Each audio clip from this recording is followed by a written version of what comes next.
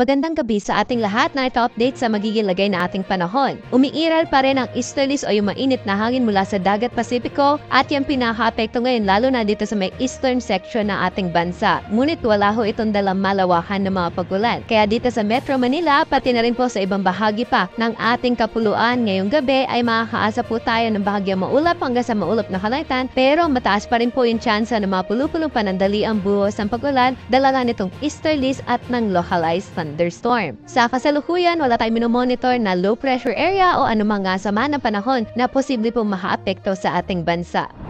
At para sa magiging lagay na ating panahon bukas dito sa Metro Manila pati na rin sa ibang bahagi pa ng Luzon ay bahagyang maulap hanggang sa maulap na kalangitan yung ating naasahan lalo na sa umaga hanggang tanghali. Pero pagsapit ng hapon at gabi ay maging handa po tayo sa posibilidad ng mga isolated rain showers dala nga po ito na easterlies at ng localized thunderstorm. Temperatura po natin bukas dito sa Metro Manila ay nasa 26 hanggang 34 degrees Celsius, Baguio City 18 hanggang 25 degrees, Lawag naman 25 hanggang 33 degrees Celsius.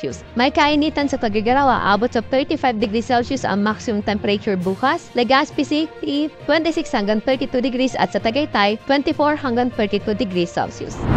Sa may bahagi naman po ng Palawan na abot pa rin sa 33 degrees Celsius ang pinakamataas na temperatura, ganun din sa bahagi ng Kalayaan Island. Sa magiging lagay naman po natin panahon sa bahagi ng Visayas at sa Mindanao, wala rin tayo inaasahan na malawak ang mga pag-ulan bukas at magpapatuloy yung kanilang naranasan na maaliwalas na panahon sa umaga hanggang tanghali. Pagsapit ng hapon at gabi, asahan pa rin po natin yung mga isolated rain showers dala nga ng easterlies at ng localized thunderstorm. Temperatura po natin sa Tacloban bukas ay mula 26 hanggang 31 degrees Celsius, Metro Cebu 26 to 32 degrees at 26 to 33 degrees Celsius sa may Iloilo City. Sa Cagayan de Oro naman 24 hanggang 32 degrees Celsius agwat ng temperatura bukas. May kainitan naman sa Davao na 33 degrees Celsius na maximum temperature habang 34 degrees Celsius naman sa may bahagi ng Zamboanga City.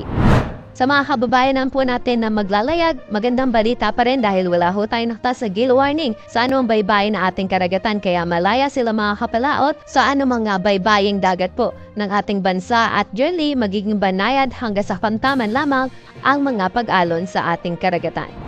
At para po sa ating 3-day weather outlook sa mga pangunahing syudad dito sa Luzon, partikular na Metro Manila, Baguio City at Legazpi City. Linggo hanggang Martes, wala ho tayong naasahan na malawakang mga pag-ulan. At magpapatuloy po yung mainit at malinsang na panahon sa umaga hanggang tanghali. Hapon at gabi naman may mga tsansa pa rin na ma-isolated rain showers dala po ng localized thunderstorm at ng easterlies. Dito sa Kamaynilaan, naabot sa 34 degrees yung pinakamataas na temperatura natin for the next 3 days. At yung minimum temperature naman natin sa umaga ay maglalaro sa 26 hanggang 27 degrees Celsius. Sa Baguio City, 17 hanggang 18 degrees Celsius yung minimum temperature natin.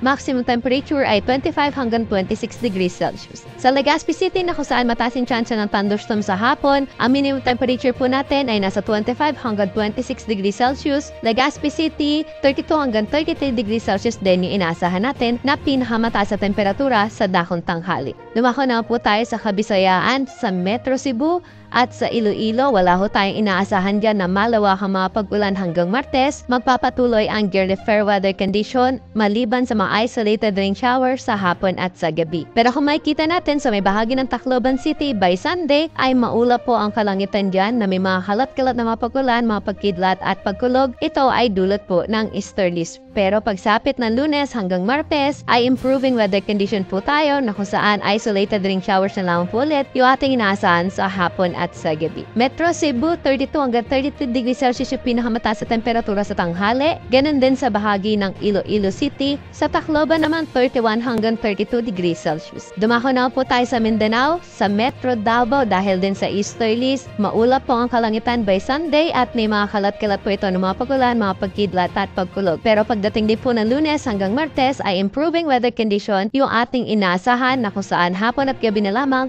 ang mga pagulan. Sa Cagayan de Oro at sa may Zamboanga City, wala tayong naasahan na weather system na makaka-apekto po sa kanila na magdudulot ng malawakang mga pagulan. Kaya magpapatuloy yung maaliwala sa panahon sa umaga hanggang tanghali, sa hapon at gabi, may mga tsansa pa rin na mga palandali ang buhos ng pagulan. Cagayan de Oro, 24 hanggang 32 degrees Celsius agwat ng temperatura hanggang Tuesday.